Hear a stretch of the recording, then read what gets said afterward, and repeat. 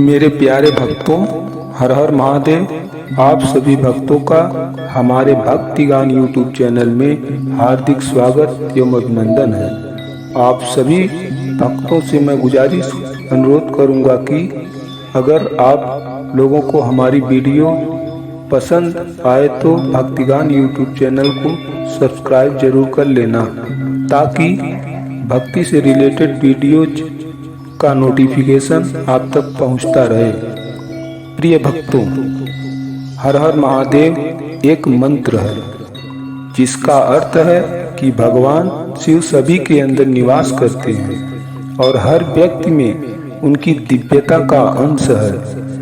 यह मंत्र भक्तों के लिए एक प्रार्थना है कि वे अपनी गलतियों और दुखों को दूर करें और भगवान शिव की कृपा से जीवन में शांति और समृद्धि प्राप्त करें। हर का अर्थ होता है नष्ट करना, हटाना या दूर करना।